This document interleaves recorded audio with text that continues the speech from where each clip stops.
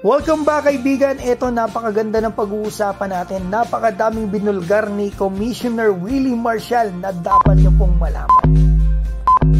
Simulan po natin dito, ang PBA Commissioner po ni si Sir Willie Marcial ay nag-guest sa Let It Fly podcast, maraming salamat po. Madami silang napag-usapan at ito ang unahin natin, nilabas na rin po kasi ito ng spin.ph. Pinag-aaralan na namin na walang height limit baka this upcoming season. Yan po ang binulgar ni Sir Willie. So magandang move talaga ito kapag naipatupad na mga kaibigan. Mas mahahasa po kasi mga players natin sa mas malalaki at malalakas para hindi maninibago pagdating ng international games. At may binulgar din po si Sir Willie Marcial na may 2 overseas players tayo na gustong bumalik sa PBA. Bumalik ako siya po. Tatlo na may 2 pang gustong bumalik, pero sabi pa lang, may kausap akong isa, Com, 2 days ago, Com, hinintay ko lang yung tamang kumano ko sa top. Okay? May isa, ontik na bumalik. Nakakuha lang ng kontrata sa Japan. Hindi ko po sigurado kung sino yan, pero ang hula ko baka yung isa po ay si Matthew Wright kasi free agent po siya ngayon sa Japan, Billy. At ito maganda yung tanong ni Miss Tin Gamboa dito kay Commissioner Willie Marcial. Ang tanong ay ito, malaki po ba yung impact ng young superstar natin na naglalaro overseas sa pagbaba ng gate attendance dito sa PBA? Sean? Pwede rin, pero hindi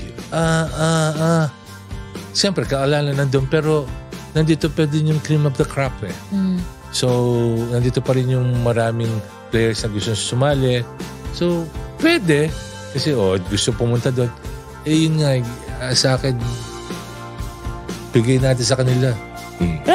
Natanong din po pala si Sir Willie Marcial about nga dito sa mga B-League players natin na ilang B-League players na nabigyan ng ban o sanction before. So, ito po yung masasabi niya about dito. Why was the ban put on some of these players before? At the start. At the start. Nagkamali doon. Wala nang ban yan. No more ban. Yeah, right. Yeah, no more now. Meron mga 2-3 years I think 3 years if you're initially was kailangan bumalik ka, if not 5 years na. Yun lang. Pero wala nang ban. What was the... At binulgar din po pala ni Commissioner ang move na ginawa nila para hindi na maengganyo maglaro overseas sa mga young players natin. Tinaasan o nilakihan nila ang sahod ng top 3 picks sa PBA. PBA enticing enough for them to not want to leave? Yeah. How do we do that?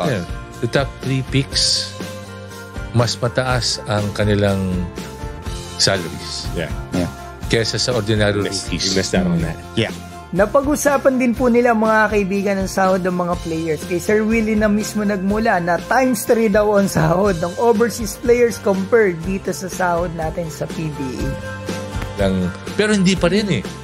Pagkausap ko yung mga nasa abroad, Gabe, times 3 ng sweldo natin. Yeah.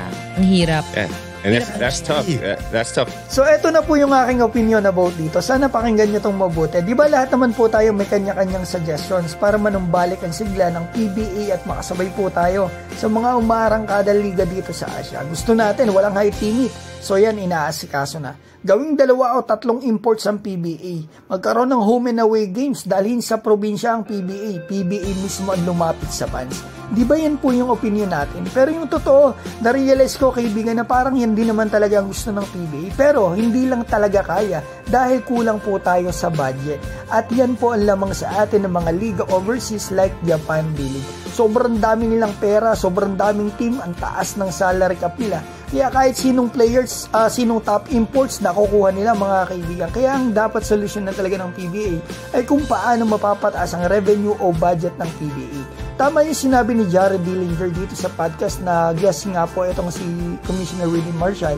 Parang ang punto kasi ni Jared ay kung madaming nanonood sa PBA, mataas ang gate attendance, madaming papasok na income sa PBA. Dadag sa mga sponsors, so posibleng makatulong ito sa pagtaas ng salary cap. Kaso mga kaibigan, paano nga ba dadami ang mga manonood sa PBA? Kaibigan, ang sagot ko talaga dito ay ito. Ano nga ba ang needs o hanap ng mga Filipino basketball fans? Sino ba ang gusto nilang panoorin? Di ba yung totoo mga Gilas players po natin na naglalaro overseas? Nangunguna na dyan, number 1, Kyle Soto. Talagang pinapanood yan ng mga fans, inaabangan yung mga games yan. Matamlay ang Philippine basketball kapag walang laro si Kyle. Pero imposible po talaga itong makuha ng PBA sa ngayon. At hindi rin kakayanin ng budget kasi mga kaibigan, highest paid po si Kyle sa Gilas players natin sa Japan League. So yung pangalawa, pangatlo, pang-apat, panlima, ito mga kaibigan, try ng PBA sana makuha alin man sa mga ito. Ren Sabando, mga free agent to mga kaibigan ha. Ang dami rin nanonood kay Renz talaga. Ito Kevin Kiambao at Carl Tamayo na possible KBL na next season o sa paparating na season mga kaibigan. Kailangan talaga magsakripisyo ng PBA. Para sa akin to, opinion ko to. Kailangan talaga magsakripisyo ng PBA. Hindi kaya ng budget. Kailangan basta kung ano yung magagawa nila kahit alternative na paraan para makuha ang mga players na ito. Kasi mga kaibigan, talagang dadami talaga mga manonood sa PBA kapag talaga naglaro mga players na ito. Like sila Ren Sabando, KQ, di ba? So, mababawi naman nila yan mga kaibigan in the long run, di ba? Kapag marami na talagang nanonood, dudumugin talaga yan mga kaibigan ng mga fans at the same time ng mga sponsors. So, mababawi nila.